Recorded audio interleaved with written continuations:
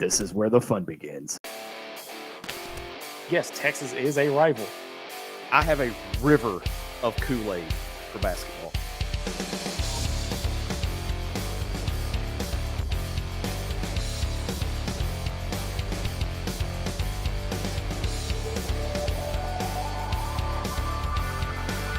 It's time to step inside the Hawg Pen.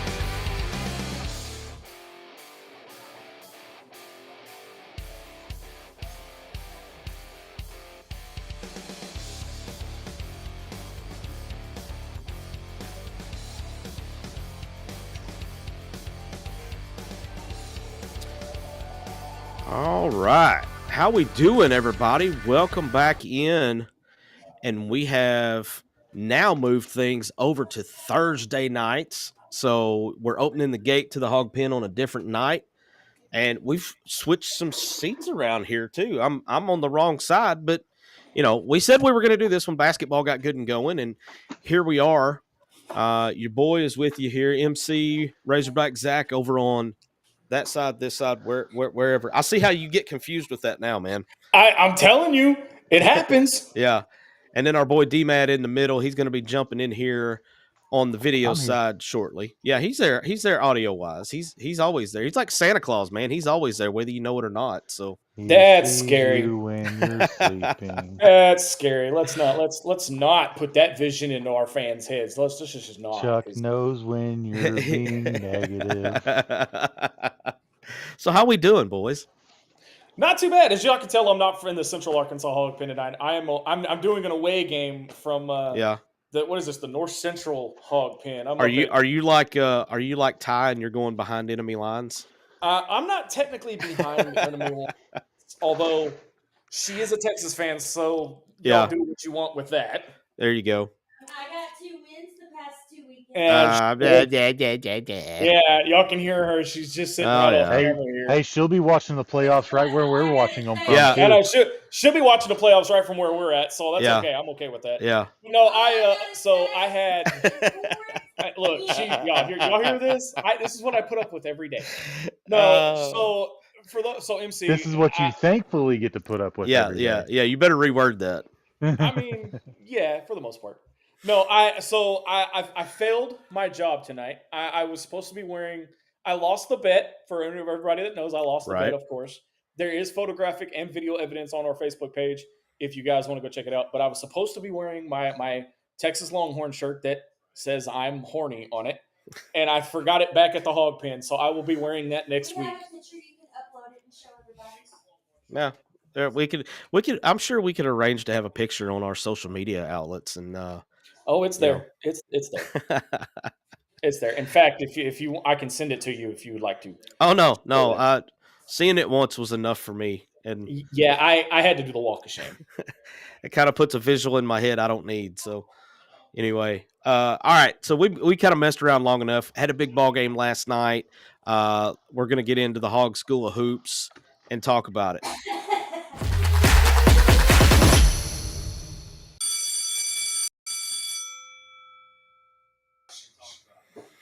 Big time win last night, guys.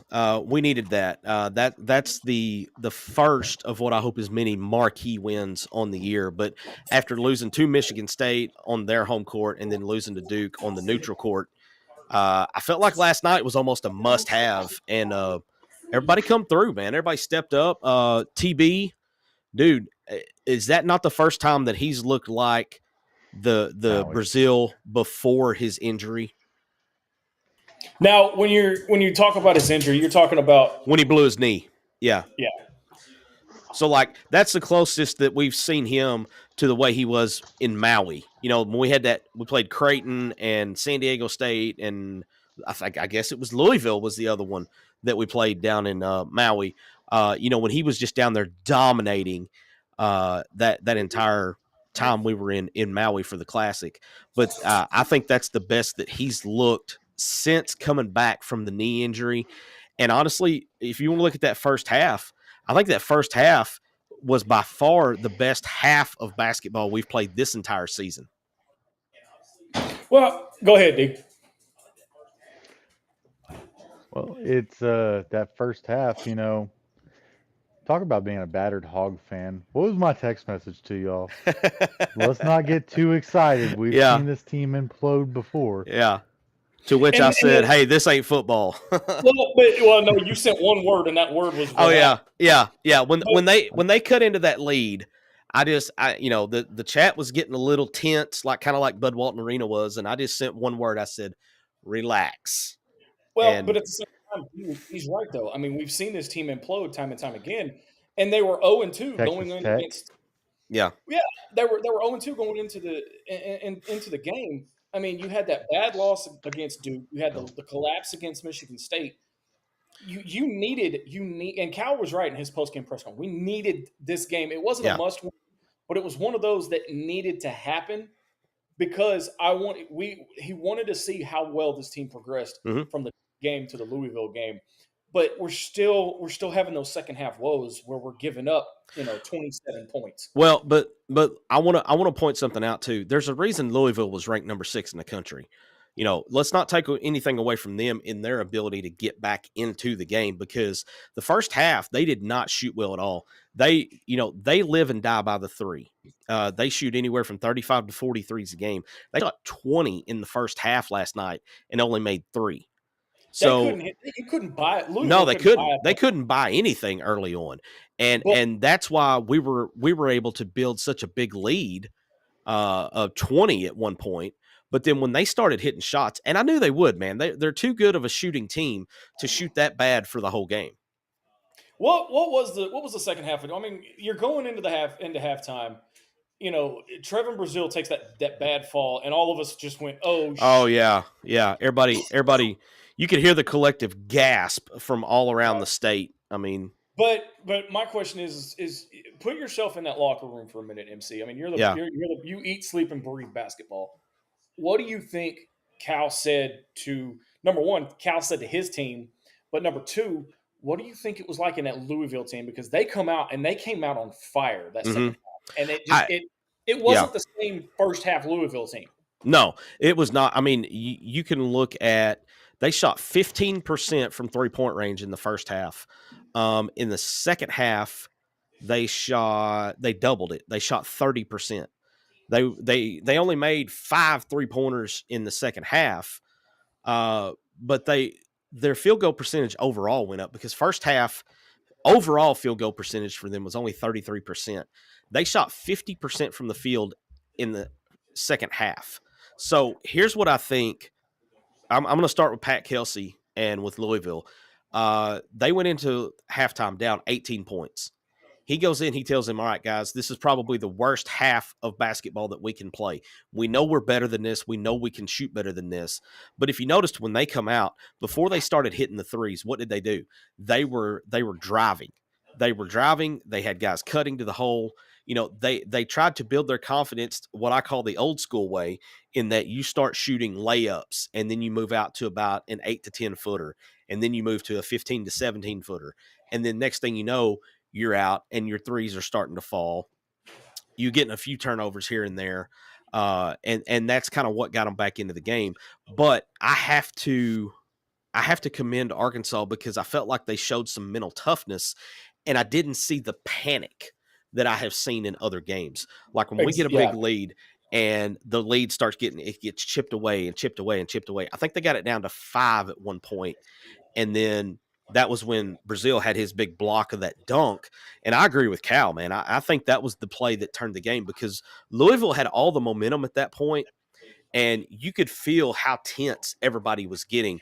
The crowd, I think the coaching staff got a little bit of tense, but I didn't sense it as much in the players, because they were just like, okay, we're going to make a play here. We're going to get a stop. We're going to go down and score. And that blocked dunk kind of broke Louisville's back, because they had worked so hard to get that lead cut from 20 down to 5, that a lot of times one play can determine whether or not our team is going to be able to overcome that full lead and take the lead back themselves. And they just had to expend so much energy just to get back within striking distance, that when that happened, you got the crowd back in it immediately. The guys on the floor were juiced after that. And I mean, after that point, I was like, okay, I'm starting to feel a little bit better now. But I mean, there's several guys that you really got to think about here. I mean, obviously TB ended the game with 21 points. I firmly believe that if he doesn't if he doesn't have that scare with his ankle, he's probably going for 30 plus because he had 17 in the first half. So, and the way he was 14. playing, yeah. He had at one point he had as many points as Louisville did for their whole team. And I think they kind of adjusted to TB too. I Mhm. think the goal is because if you've noticed in these big games, TB has been a really big part of these first couple minutes of the big games. Going back to Duke, if we can get TB to be engaged and being on the glass and just being a scrapper, he's going to be the guy that drives us. He's the Energizer Bunny of the big guys. Yeah. And you've got Billy Richmond that comes in, and he's the Energizer Bunny of all the other guys, the guards and the forwards. Well, and I gotta show some love to Malik Ewan last night because this was by far the best game he's had as a Razorback. The way he played last night is the way he played the entire year last year at Florida State. I mean, he was one rebound away from a double-double. Did y'all hear what Cal did to him? Yeah. So I'll tell for people that don't know. Apparently, Cal took the Louisville tape from his Florida State days, and he's like, "Where's this guy been?" Yeah. And so he started showing the tape to Malik Ewan, and like he's like, "I want you to go to sleep watching this, wake up watching this, eat lunch watching this. Every day, I want you to watch this, and I want you to come back and be that player. And before the game, I want you to watch it." And apparently, Cal was talking to the entire team and showed the entire team the same video too, to kind of have a accountability moment from the rest of the team too. Well, and it seemed to have paid off because he had 12 points and I believe 9 rebounds last night. And right. let's he see, had a sister too. He did. And here's the big thing on the rebounds: 7 of his 9 rebounds were offensive boards.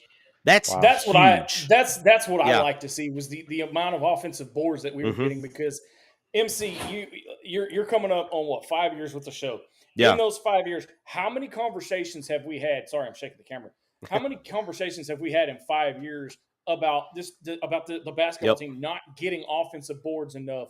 Yeah. And Billy, and you know, you hollered Trevor Brazil, Ewan. How about Billy Richmond getting in there? Yeah.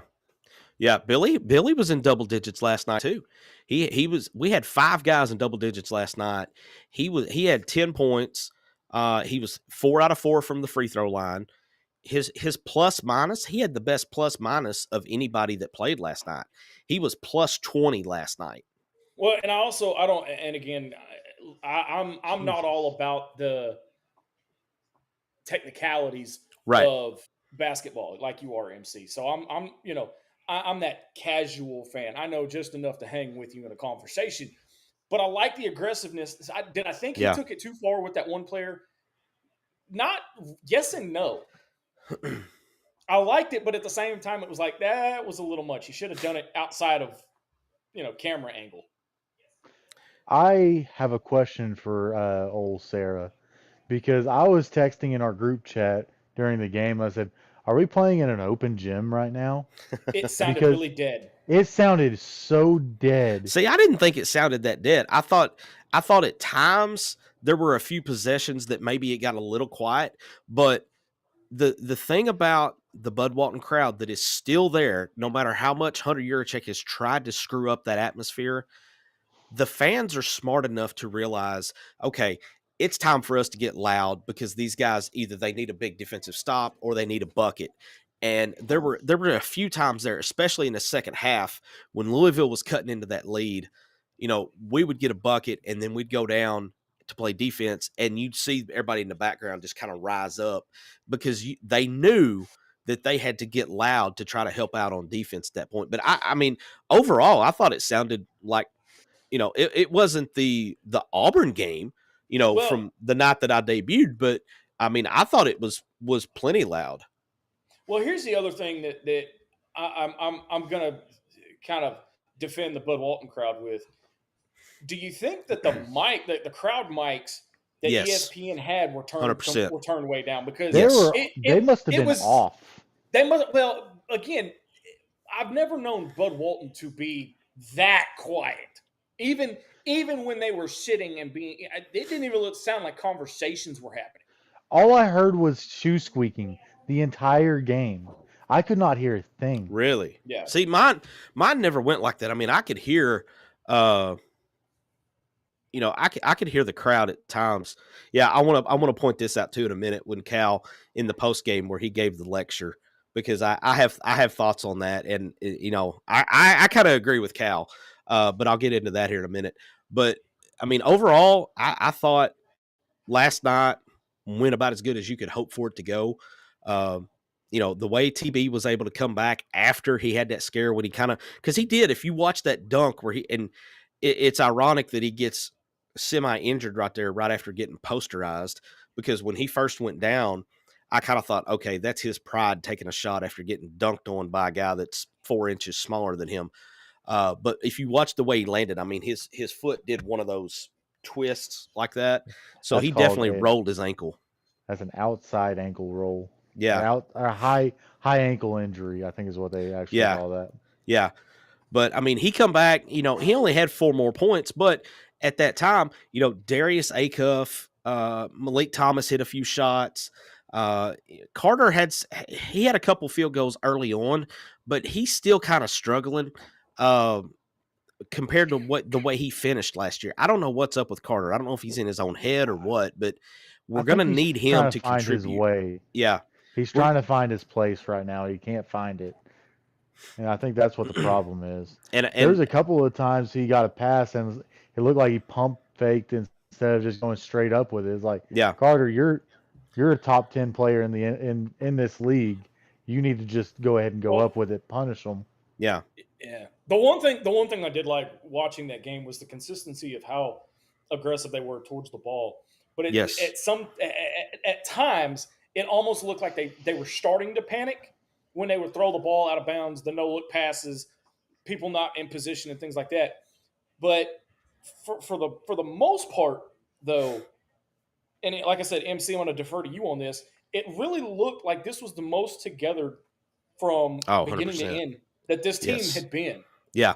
I thought, especially on the defensive end, the communication was so much better because you didn't see – 2 guys going up and having basically one guy screening 2 defenders. We saw that a lot against Duke. We saw that a lot against Winthrop. And then we saw it a lot against Michigan State. So the communication has gotten better on defense. Whatever they did to try to fix it, I felt like it worked pretty well last night. You had guys crashing the boards on both ends. It reared its ugly head a couple of times last night, but not nearly as much as it has been. Yeah, but that's one of those deep threes. You go like, how are you gonna make that? Yeah. Well, there was one that I didn't think was gonna fall, and when he let go, I was like, "That why? Why did you take that?" And he made it. I went, "Okay, all right, I'll shut up and I'll take it." Yeah, I mean, one of those threes that they hit was at the end of the shot clock.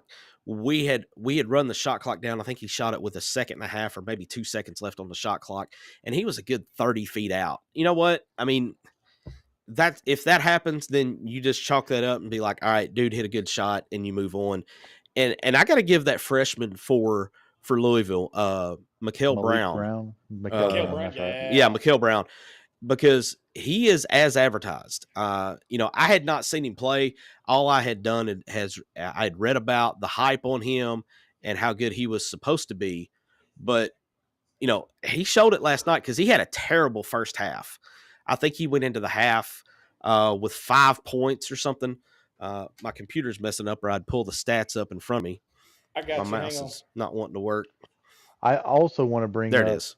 Something that was very not talked about was how many late shot clocks did Louisville have? And they're a team, and Jimmy Dykes kept on saying in the broadcast, they have 0 fast break points. They have 0 fast break points. Because that's one of their staples. Yeah. Yeah, they're a team that's wanting to score in 10 seconds. Yeah. That's one of their goals, and they kept on having late shot clock after late shot clock. That is a testament to the communication and the defense. They ended up with 8 fast break points for the whole game. And you're talking about a team that normally has anywhere between 15 to 25 fast break points in a game. I mean, it was just, Guys, bottom line, I'm going to Yeah. say this. If this team continues to build like it built last night, like it played last night, on into conference play, I said it in July and I'll say it again. We're hanging a banner in Bud Walton next April. there's still a lot of room to grow, and there's some things that have to get corrected. You've still got. I love Malik Thomas.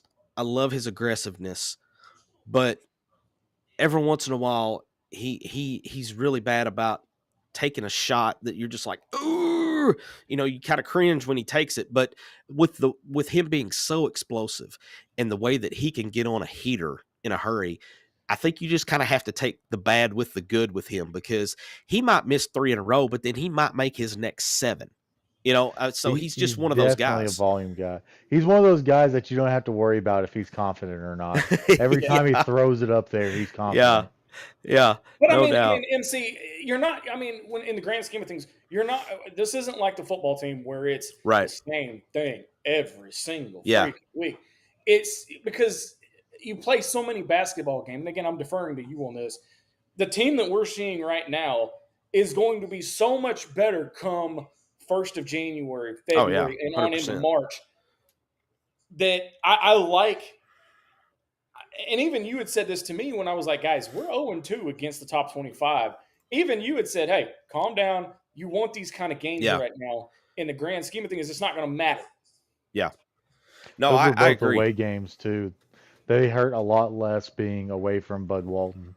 Well, and Okay, even or if they're true away games, D, like if we'd have played Duke in Chapel Hill, if we'd have played, we had Michigan State, East Lansing, that was a home game for Michigan State, right? So if you had those, we've got, is it Houston at Madison Square Garden? Yes, we're gonna play them, and it's actually over in Newark at what used to be the TD Gardens. Center. No, that's Boston. Is it the Barclays? Yes, it used to be Barclays, but now it's called the Prudential Center. Okay. I was gonna go. Look, and I will say that I'm a former WWE fan because the product now sucks. I'm going down the list of arenas. That's how I know where they're at. Yeah. Wait, is the new Prudential Center? Isn't that where we had a NCAA tournament game? I think so. Yes.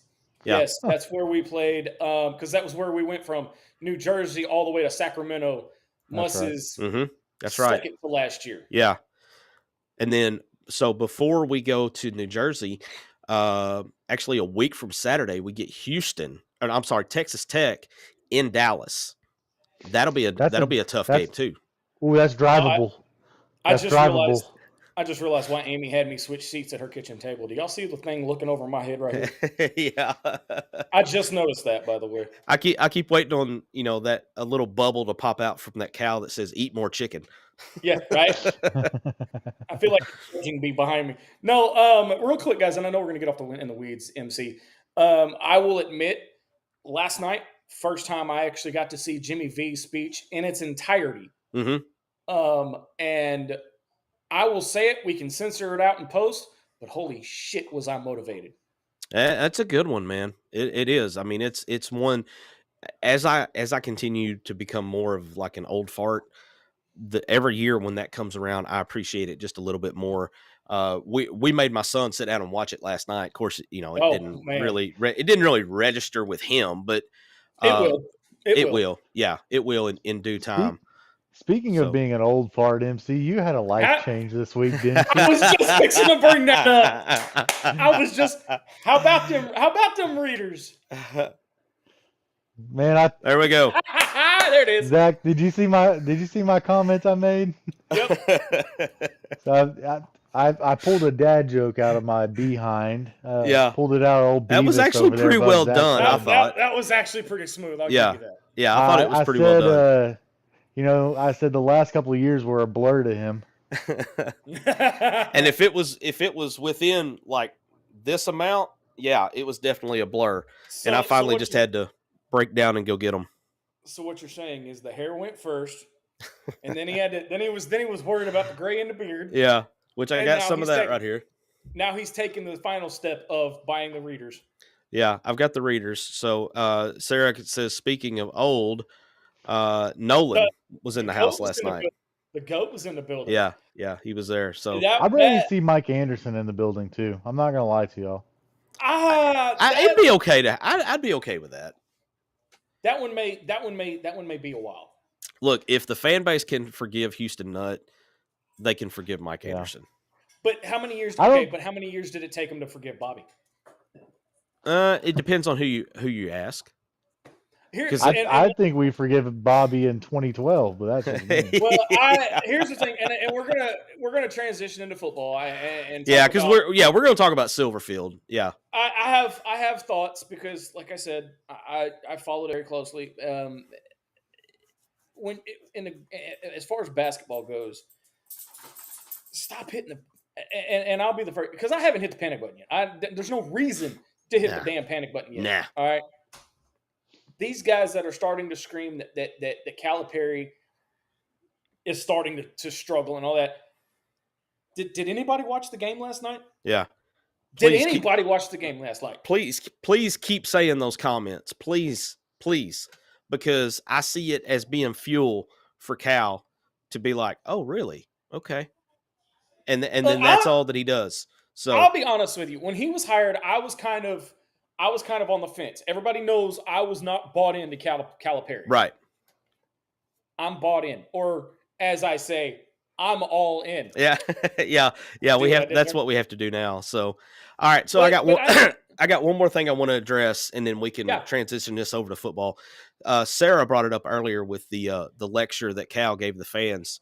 Did y'all see that? Because it was in post game when he did it. I didn't see it. I didn't hear it. So when he got on the crowd for chanting overrated towards the end of the game towards Louisville, and I was like, yes, thank you, Jesus. Finally, somebody sees this stupid chant the same way I do.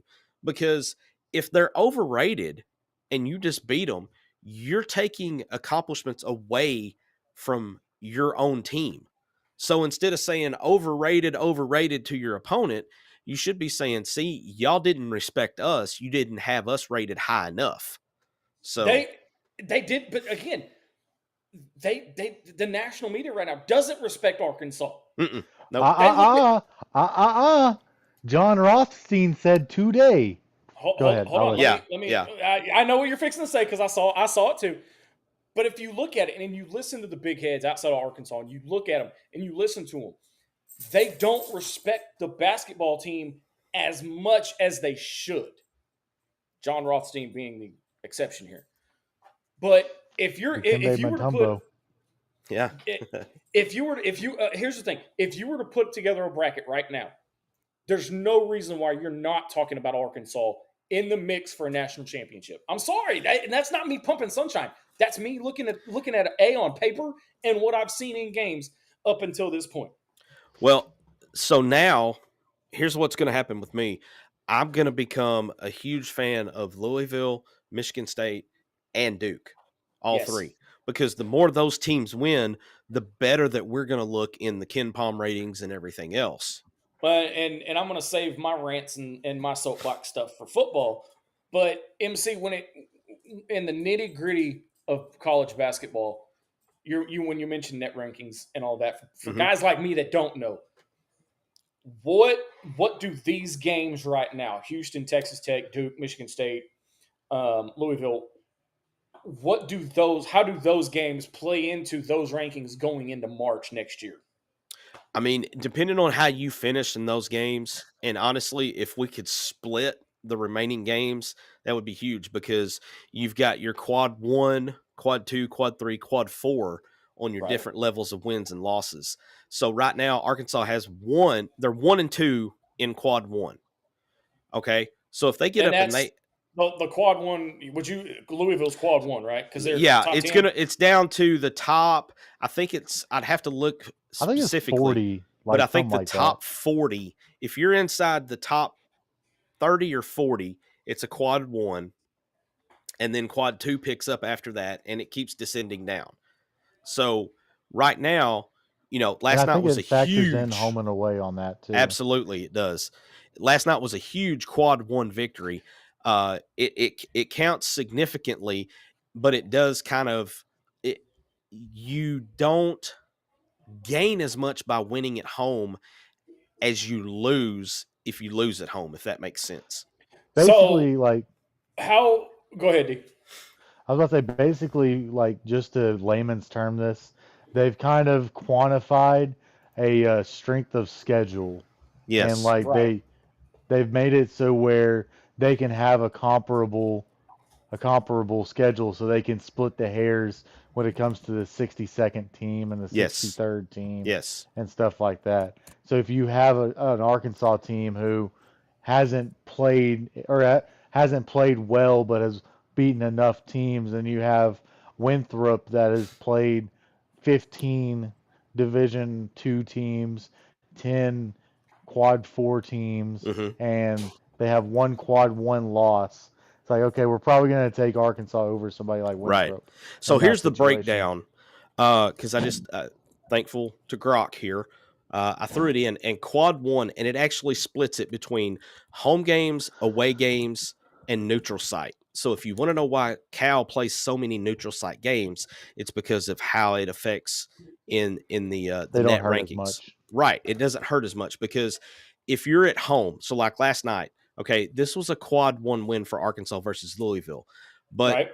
when Arkansas is the home team, their opponent has to be in the net rankings between number 1 and number 30 for it to be a quad 1. Okay. I got you. On a neutral site, that jumps to 1 to 50.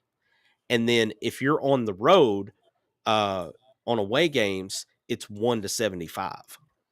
So That makes depending sense. on where you play, it determines where it falls on the quad schedule, the way it's got it split out. So Okay, well, that makes sense. yeah. I mean, you can get in the weeds on that stuff in a hurry. But yeah, Sarah says Stuff that right makes you here, cross your eyes. almost every game starting next week is either quad 1 or quad 2. Yeah. I think I was looking at the schedule just now. You know, they've got Fresno State this weekend at Little Rock. And by the way, Little Rock people, y'all, traffic is going to be a nightmare on Saturday because here's why. Okay.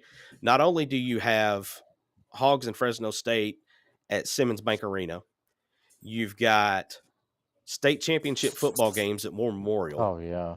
And then you've also got Arkansas State playing at Little Rock over at the Jack Stevens Center. By the way, shout out to your Red Wolves for making it to the Xbox Bowl. The Xbox, that replaced the Bahamas Bowl, I believe, is the one that replaced. Yeah. So, But yeah, for the most part, I mean, and that breaks it down. And when, like I said, going into the postseason in in March, I'll sit down with MC a whole lot more and kind of go more in depth as far as breaking down the seedings yeah. and everything else for those fans like myself. Look, I've been doing it. We've been doing this 10 years, y'all. I've been doing this 10 years. Y'all not D-Mad's the rookie of the group, but I'm not The rookie I'm who's not, been doing this for 3 years now. Yeah, I start saying he ain't a rookie now. He's still a rookie. That'd be doofy. Look, MC. Let me investigate that a little bit with my MC. Look, MC's got what 30 years on us. I mean, it's only 30 when I put the readers on, man. Right. So all right, MC. Let's take this home. Give me your outlook as far as now. Look past the Little Rock game, but give me your outlook going into Texas Tech and who was the other one? Texas Tech Houston. Houston. Yeah. So your next 1, 2, 3, your next 4 games. Okay, you've got Fresno State Saturday. Do not overlook that. Do not come out flat like we have been known to do in the past for Little Rock games. You need to go out, step on the throat early because Fresno State, while they're not a top 25 team, they are a team that will be good enough to beat you if you go down there and you, as my dad always liked to say, if you half-ass it. And Fresno State is one of those that could slip up on you and basically steal everything you just gained by beating Louisville at home. Then you go to Dallas and you play Texas Tech. That's going to be another tough one. We all remember what happened with Texas Tech last year in the Sweet 16. I look for this team to go down and be very motivated for that one. Then you get kind of a breather. You play Queens. I don't know anything about Queens. And then Saturday, There's a school called Queens. That doesn't. Yeah. Here's the thing. That doesn't It's need in to New be York. another Winthrop. Winthrop, That does yeah. not need another. I don't think they're going to be as good as Winthrop. I'm telling you, Winthrop, that one, They're gonna it be in the only looks tournament. bad to people who don't know ball. Winthrop Yeah. will be one of those teams that might upset somebody in March. Okay? Yep. You can write it down, December 4th. I said that. And then December 20th, last game before Christmas, you get Houston in New Jersey. And Houston, what are they? Number 3, number 4 right now in the country. Yeah. So How things big don't would get it any be? easier. How big would it be to knock off number 6 Louisville and number 3 Houston? Would that make up for the losses against Duke and Michigan State? 100%. Yeah, 100%. I think we got to leapfrog Kentucky after this week, don't we? I mean, I would think so. I would think so. Boys, let's remember before we go to break. Let's remember we're 2-0 against the state of Kentucky right now. Yeah. I mean, I don't want to jinx anything because I remember what Cal was saying about karma last night, but Yep. just say, let me just say that if you're a Hog fan and you want some high quality entertainment, go searching on X for the Big Blue Nation in Kentucky, because it's going to be some high quality entertainment right now. And with that, I think I'm going to take us to break, and then I'm going to tag in my tag team partner over here to kind of take the pilot seat when we start talking about football and the new leadership inside the football program. So y'all stick around. We'll take a quick break. We'll be back right after this.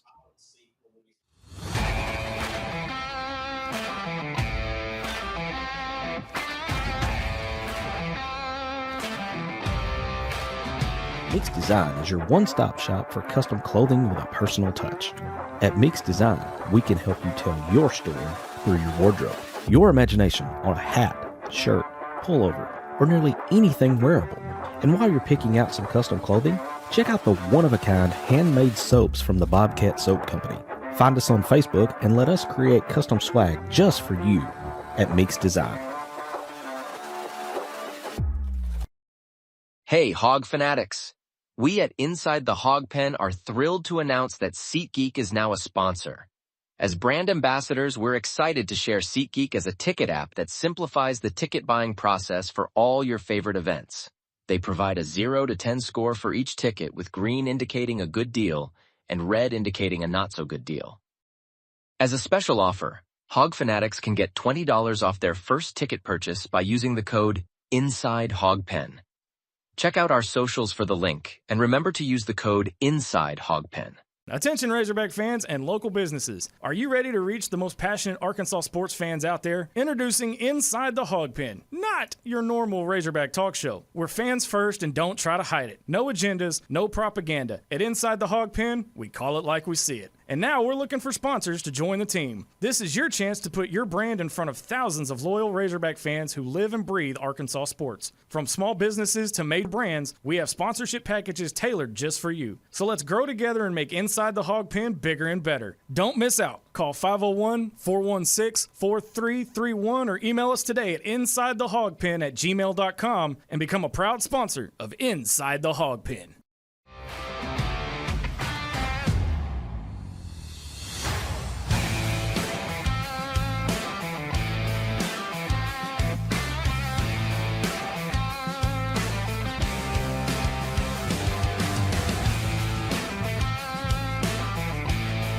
It's time to step back inside the Hawg Pen to the Mix Design Studios.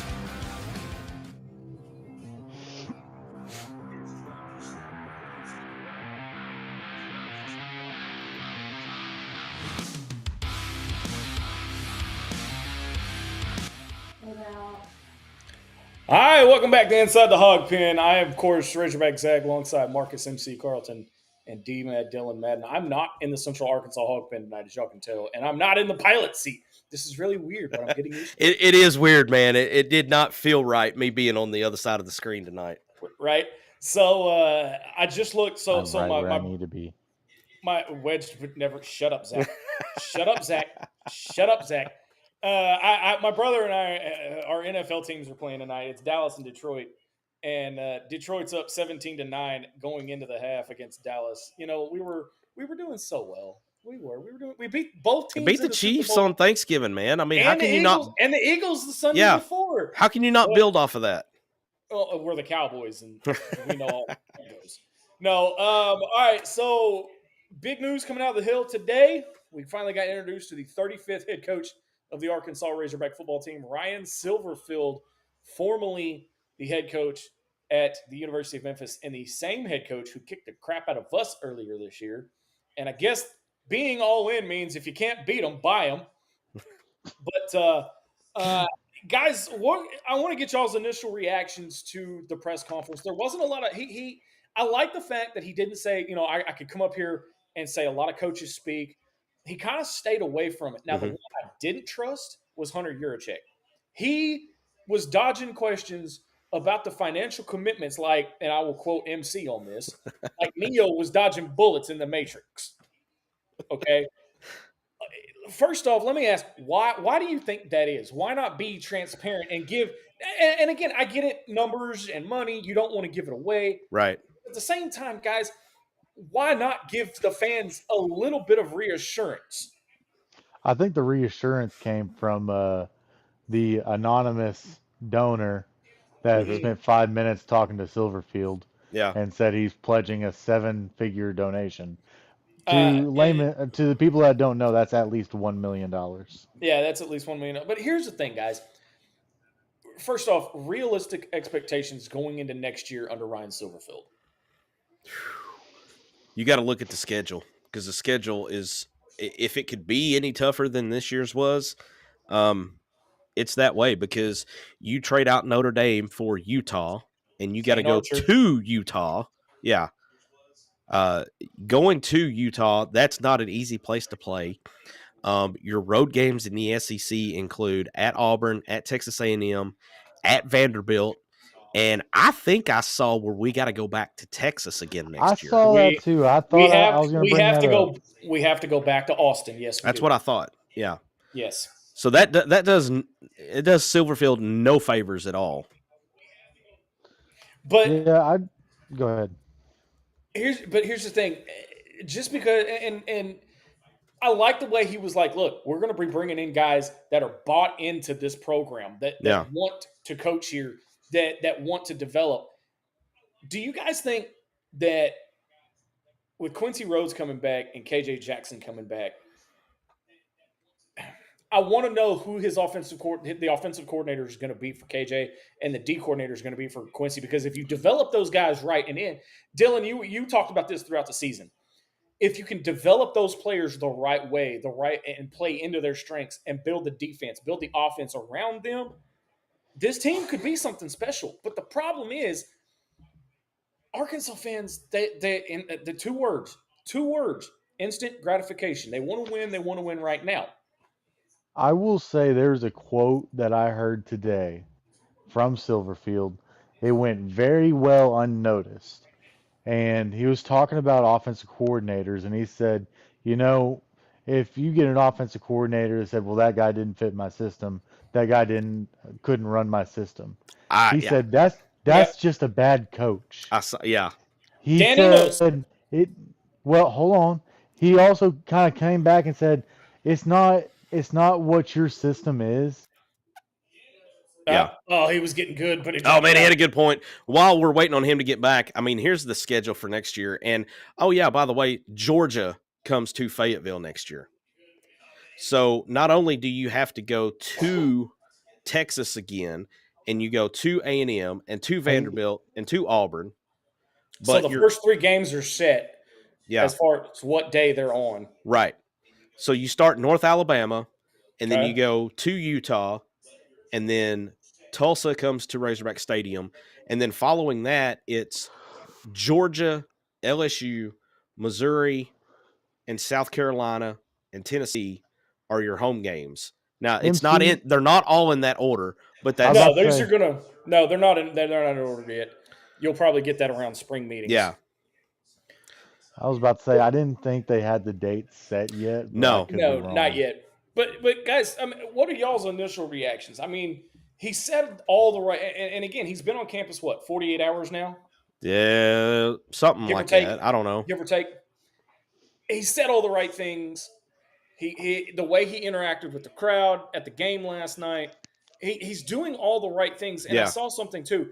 These other coaches, your boy down at now. Here's my question, real quick. I'm going to get off in the weeds just a second, D, if you'll allow it.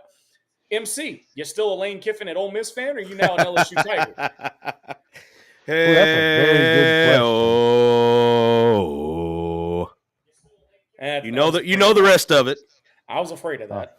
No, but all these other coaches, I mean, guys, we had 5 coaches named in one day. We had 5 head coaches named in one day. All of them were doing press conferences. Ours was trying to flip in-state recruits. So he's off to a good start. Yeah. And he's doing what his previous 3 predecessors didn't do. I will say this about him. I was very, very not happy whenever it came through. You can ask my wife. We had the in-laws over, and all I could say is, "Oh no, oh no, oh no," and they were like, "What's wrong?" And I was like, "Oh no." In the most Arkansas way possible, it seemed like we went from somebody that everybody wants to a guy that only wanted to be at Arkansas. And I put it that way for a reason. Because, what were my tenets of hiring a coach? Right. He wants to be at Arkansas. Mm-hmm. He's a gritty guy. Yeah. And he's somebody that understands the state. His first day as head coach shut me the hell up. And that's hard to do. Yeah. For those that don't know, shutting Dylan up is a very hard thing to do. But I'll say, flipping those guys that he flipped, he ended up flipping 4 of the top 5 recruits in the state. And everybody talks about, there's not enough talent here. There's not enough talent here. Yes, you cannot live alone on the talent, on the football talent in this state. But as I have pointed out time and time again, every team at Arkansas that has been what I would call good in the SEC has Arkansas kids scattered among the lineup on both sides of the ball. Well, just look at some of the top players that he flipped. Mm-hmm. You had a defensive lineman, a linebacker, and a running back. Yep. Those are some of those important positions 100% in a team leadership-wise. And you had 2 defensive linemen at that are Arkansas boys. And I'll say this, too. It was nice to see Little Rock Central have a kid not just having a prospect, but having a prospect that ended up being flipped to Arkansas. Because you look back at some of the guys that have come out of Little Rock Central that have played key roles, especially on defense for Arkansas. And it seems like that every time that they've got a stud that comes out that signs with Arkansas, he ends up being a major contributor. # Morgan, the Henry brother. Yeah. Oh, man. I mean, it's just, yeah. Was there any truth to him calling the Greenwood coach to try to flip Kane Archer? I would assume that there was, but I don't know. If he didn't, that's a mistake. And I would assume that he tried, but I'm going to say probably not as hard as most Arkansas fans would feel. And another reason that I'm kind of walking back my feelings towards Silverfield is because, I've talked to Scuda. Mm-hmm. And I've seen a lot of what Anthony Switzer's saying on Twitter. Yeah. There's some really respected players that are just they're on board with it. And I know how we feel about players that are on board with coaches. We saw what happened to Sam Pittman. But it's one of those things it just kind of feels different that they were on the side as quick and as fast as it happened, they were on his side. Here's what I want to see in regards to former players. Y'all remember the whole incident with Jay Wright and Joe Adams where they were basically stonewalled and not allowed into the locker room or whatever. I want to see how Silverfield's relationship is going to be with those guys, like the guys that he mentioned in his presser today.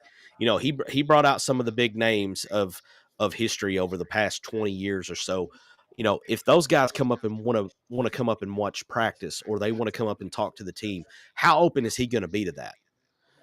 And, he also started talking about the history of Arkansas. Mm-hmm. Is he alluding to that storage unit up in Rogers? Oh, I hope so. That's a good point. I hope so. I didn't think about that, but that's a good point. The other thing that's kind of got me all in on Ryan Silverfield was he was changing light bulbs out at 12:30 in the morning. Who does that? Who does that? Man, that's some neurotic stuff right there, man. But it's not neurotic. If you step back and think about it, though, all right.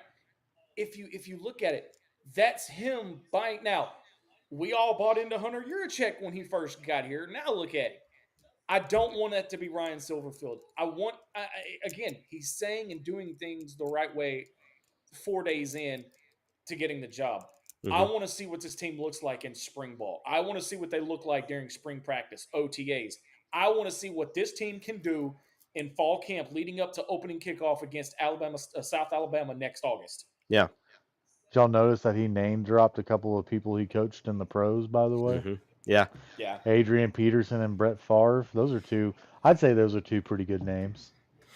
Yeah, and you can split hairs on this. To say that he coached them might be a little bit of a stretch considering what his job title was at Minnesota. But if I'm in his position, I'll probably do the same thing. But guys, I mean, again, the way that he broke down what all in meant, the way that he said these guys are going to earn it, and to me, it raised a couple eyebrows going, we haven't had this attitude before. So I had that pulled up, the acronym of all in. I had it pulled up and I lost it. I'm gonna ask, like we alluded to at the beginning of the show, or maybe it was off camera when we were talking about it. Could he be the football's version of Eric Musselman to pull us out of the dark side? He really could be, because, just kind of thinking about it with the changing of the light bulbs, yeah, that's a definitely a neurotic thing to do, and that is something that Muss would have done too. Is he doesn't like the light bulbs? I've got to change it, Yeah, I'm gonna call it now. I got it. Go ahead, D. I'm thinking out loud. You're good. And he also brought up, like, he's very detail oriented. You can already tell. Mm-hmm. There's a lot of stuff in football, but if you're not good on the details, you're not ever going to be a good player. He brought up something to me that honestly, he could have just done his little Cal moment at the time, where he was talking about OTP and TTP. It was own the ball and OTB and TTB, own the ball and take the ball. Yeah. And he was talking about doing the Peanut Tillman punch, and I was like, man, he's just going to sit here and say something about, that's how we won the game against y'all. I was waiting for him to say it. I kind of was too. Yeah. So was I. The other thing, though, is, and I'm going to call this now, he'll be just like Muss if he rips his shirt off after we get the boot back. He said he was trying to put on the striped overalls. Yeah. Yes. Yeah. Now, and they talked him out of it. How true was that? How true was that, though? Was that him just trying to play into the crowd and kind of get him to eat out of his hand, or was he actually trying to wear those overalls? Man, I think it was legit, because if you saw that video of him interacting with the students last night, you can't fake every single one of them. Yeah. And Sarah, I'm gonna say I don't think Muss did us dirty. I think Hunter Yurachek ran his ass out. I did. I think that was more Yurachek than it was Muss, to be honest with you. I think at the time, it seemed like Muss was trying to be nice about it. Sleep with anything that moved. That's a little steep there. That's a good way. You cleaned that up really nice. With SMU. He was, yeah. And he was going to leave us to go to SMU. Like, you can't tell me that he was doing that because, he was unhappy here. And it was. No, I think Mama was unhappy here. Well, and she's right. You finish the season first, but when your hand is forced, I mean, what else are you going to do? Right.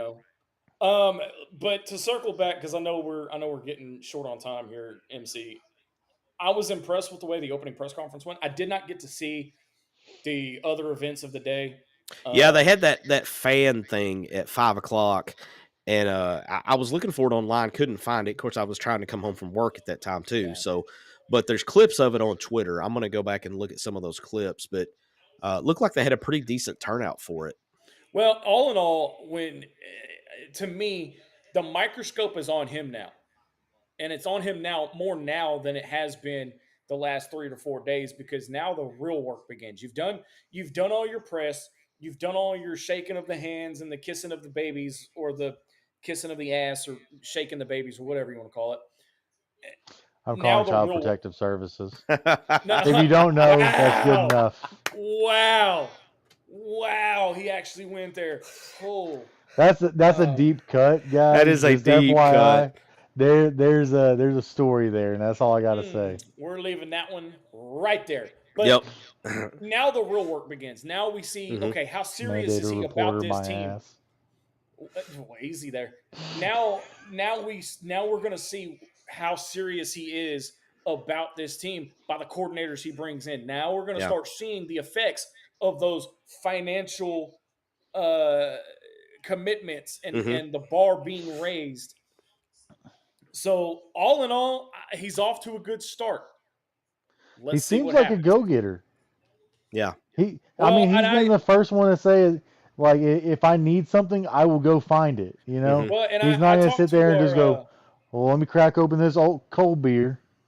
Yeah, well, I talked to our insider, our Memphis insider, who's the equivalent of all of us over at the University of Memphis, Bumgarner, good old Bum, and he will be on the show closer to football here in the next, or even in the next couple of weeks, to kind of give us a rundown of what to expect with Silverfield. But he said, and I will quote him on this, he said, get him a good DC and a good OC, y'all are going to win 8-9 games every year. He's not an X's and O's kind of guy. Because he leaves that to his coordinators, but he's the guy that will get you bought in and get you to do what you need to do. And I will get off my soapbox, and that is probably the last note we'll talk about football for a couple of months. Yeah. Until we'll touch on it when he announces his staff. Obviously, we'll touch on it. Oh yeah. And then the portal. We're missing the biggest part of that press conference, by the way. What do you mean? Quincy. Oh, yeah. And KJ Jackson saying they're all in. Yeah. Yeah. Quincy's a borderline first rounder, and he said he's coming back because Silverfield was the first one that ever offered him a scholarship. Yeah. Man, I'm telling you, he's building relationships with a lot of these players, and it's looking different, guys. Well, and MC, pull up Chuck's comment here. Chuck says it's wait and see for me. I'm tired of the cheerleading and saying the right things. Let's see him coach. And again, Absolutely. That's fair. That is 98% of the fan base right now. The other 2% of the fan base hates this hire. Why? Because they didn't get Golish, Sumrall, or Morris. But if you notice, Dave, it's all the old heads. It's all the ones that said, "Oh, I hate Bobby P. Don't give it to Bobby P." Who the hell are you going to get? If Yurichek did what he said he did, where he used his position as head of the college football playoff and started out talking to 25, 30 different coaches and narrowed that list down to 10 to 15, narrowed that list down to 5 or 8, and then down to the final 2, which I'd probably guess was Golish and Silverfield. Probably. I got to give him a little credit, because now you've got a guy that knows where this program's been. They know where this program is right now, and he has a true vision of where this team should be. Yeah, and Sarah makes a good point here. We allegedly lost Golish, but if you go beyond, I mean, what was it that allegedly made Golish better than Silverfield to begin with? That's what I want to know. Because if you look at head-to-head records, all the other guys, Summerall, Golish, and the Morris dude, Silverfield beat them all head-to-head. Also, he's 5-0, isn't he? I think USF has pretty much tapped out their rev share on football.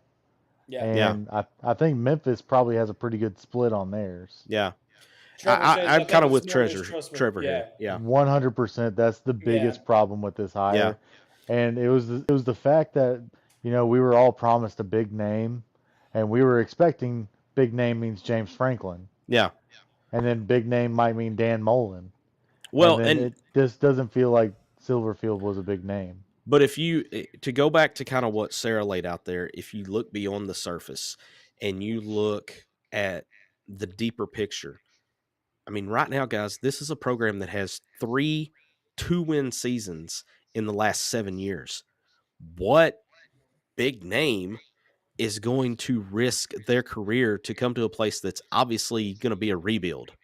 Okay, but I think too, and again, I can trust Hunter Yurachek about as far as I can freaking throw him. Yeah. If what he said today was true, that he wanted to wait until everything shook out with Ole Miss, with LSU, with Florida, and all these other coaching vacancies, because he said, and I quote, that we're all fishing from the same pond when it came to these coaching hires. If you look at it, Silverfield's the best guy for the job. He wasn't the first choice. He may not have been the first choice, but he was the right one. Well, according to we have to, and again, on paper, on the practice field, in front of the press, is one thing. I want to see how it translates next September when we take the field, officially kicking off the 2026 season against South Alabama. And with that, I will shut up. I'll say one last thing. You definitely did have to wait to see what Kiffin was going to do, because he was obviously the biggest name that was going to affect the rest of the dominoes and how they fell. But to go to what you said about he may not have been the first choice, according to Yurachek, he was the first guy that he talked to, and he was also the last guy that he talked to. And there were others in between, but he bookended, the search, so to speak. So I don't know, man. It feels different. I've seen a lot of people talking about, oh man, I get creepy Chad Morris vibes off him.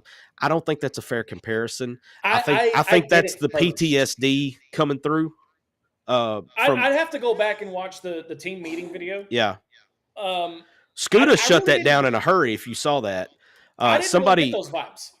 Somebody tweeted that, and Scooter quote tweeted it and said, "No, you're not even close, man."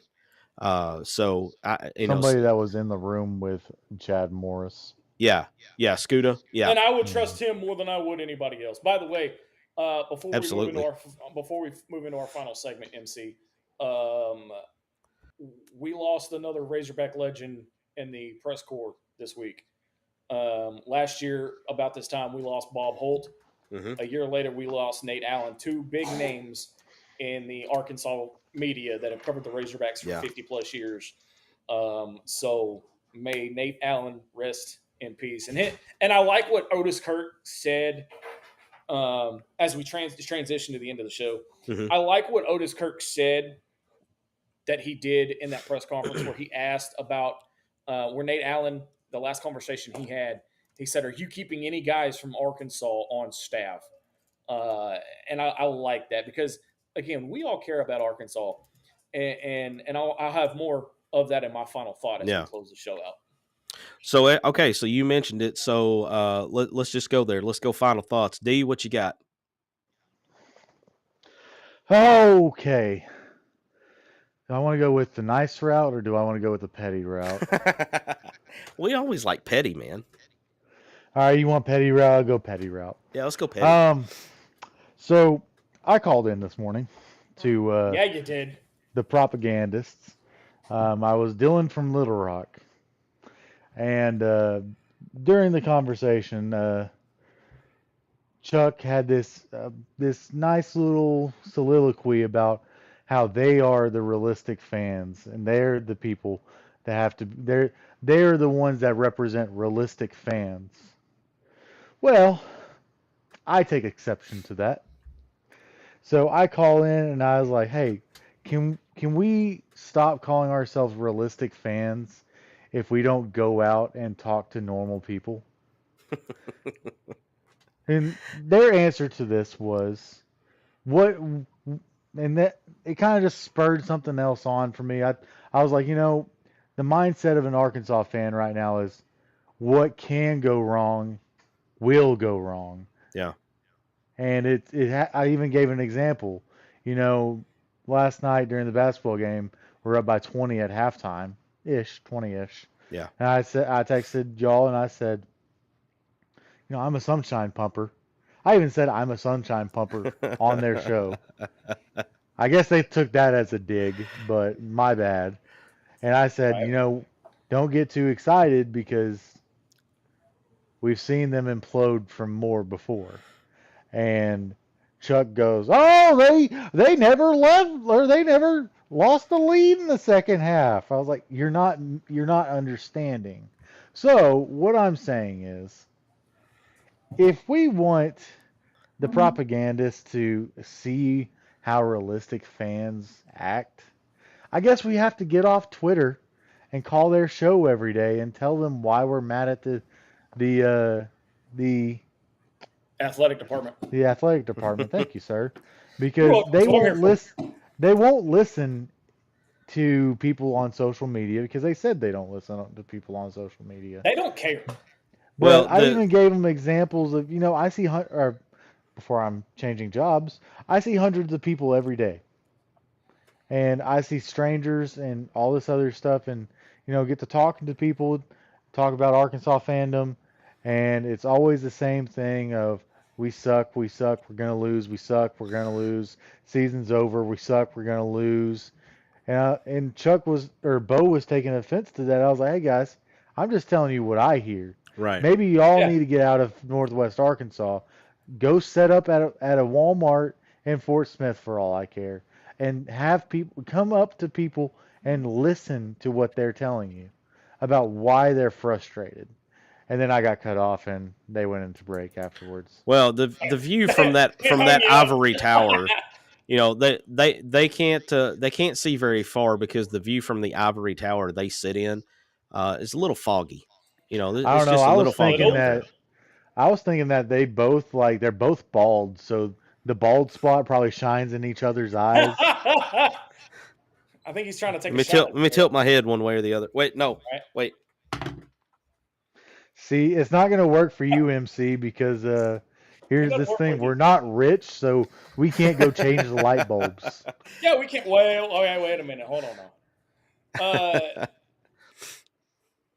So we're going to hold on real quick as we put a pause on the final thought. Trevor's got a question. He's a question.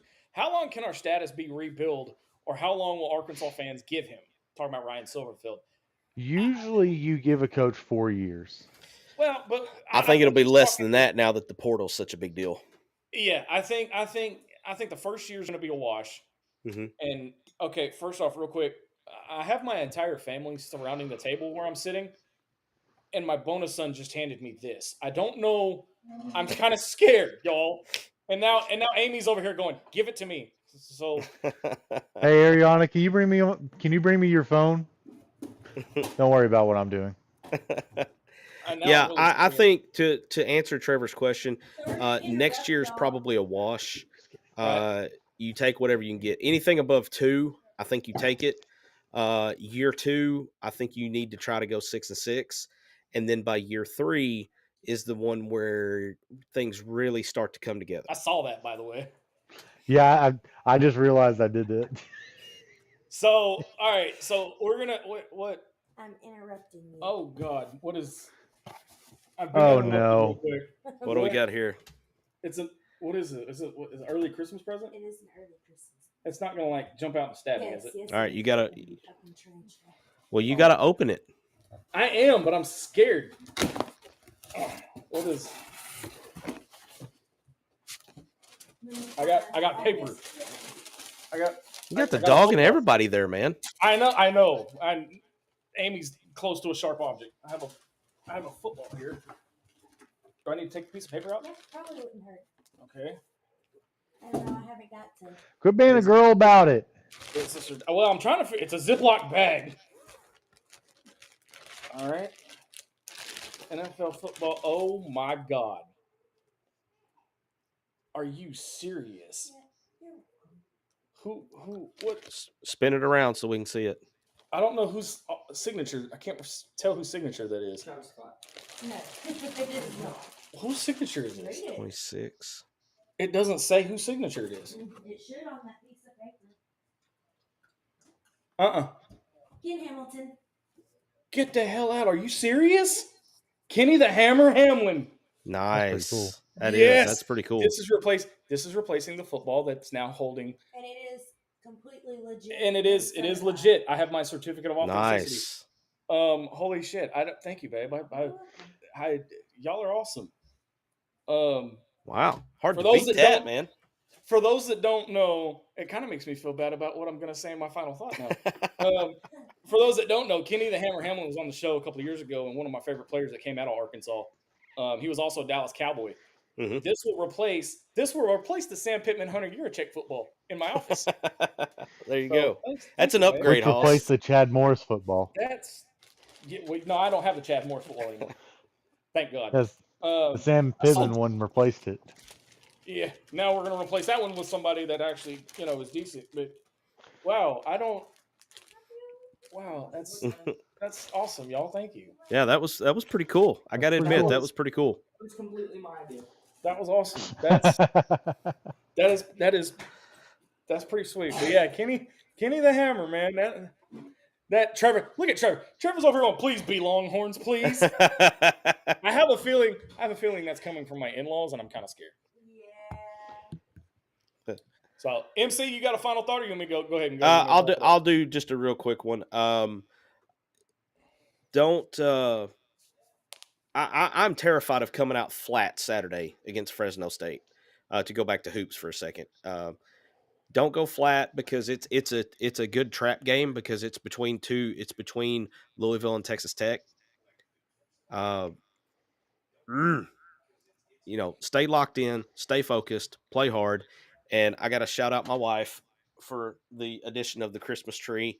I don't know how much of it you can see, but it's decked out with all Razorback ornaments. So, see, if I had that at my house, half of it would be freaking Texas Longhorns. Well, that's your fault, brother. Yeah, well, I love her to death. So there you go. That's me. Man. Don't come out flat Saturday. You know why you got the football? Do what? You want to know why you got the football? Yeah, why did I get the football now? Because he was a Razorback and a Cowboys fan, so I got to. Yeah, yeah. Double whammy. Yeah, double whammy. So I'm gonna start doing final thoughts a little bit different. Mine are gonna be kind of uplifting but motivational, but still kind of fun. Final thought of the night, and I've rolled this around all week, and I texted MC and I said, hey, let me wrap up the show because we're starting a new era in the football program, and we're also in the second year of John Calipari, so forth and so on.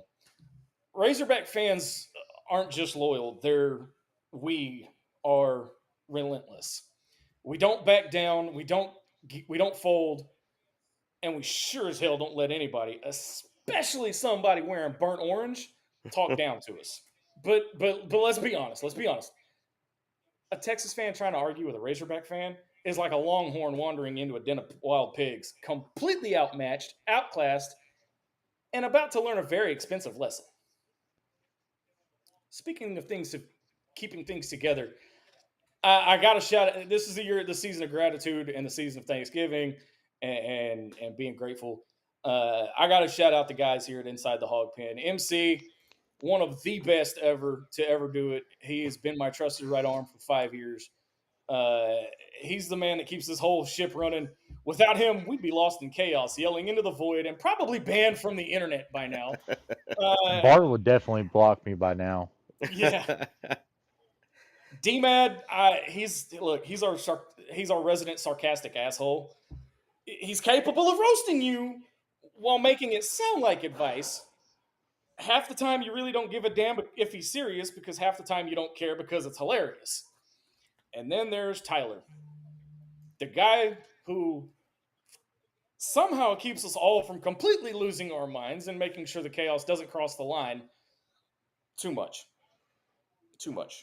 So take that Razorback energy into your week. Be loud. Be proud. Be unapologetically Hawg. And if somebody in burnt orange tries to talk smack, just smile and wave and let the scoreboard do the talking in any sport other than football. Because Razorbacks don't argue. We dominate in anything other than football. But for real, from all of us here at Inside the Hawg Pen, Marcus, D-Mad, Boys win! and get. Oh God. This is what I have to deal with, y'all. This is what I have to deal with. From MC, D-Mad, and Tyler, and myself, and all of us here at Inside the Hawg Pen. Stay savage, stay proud, and stay all in. And as always, go Hogs. You've been listening to an all-new episode of Inside the Hawg Pen. We'll be back next week at our new time, new day, 7 p.m. on Thursdays from here on out. But we appreciate everybody for listening and commenting, and I will have breaking news next week. I'm still trying to lock some things down. We're also changing times. We are 7 o'clock. Yep, going back from 8 to 7. We are also going to be launching live on TikTok 7 p.m. next week. Actually, I think I'm going to back that up and do it on Monday. But every day there will be a short TikTok video, something Razorback related from Inside the Hawg Pen. So y'all be looking for that. But it's been fun. We've got about 30 days left of 2025.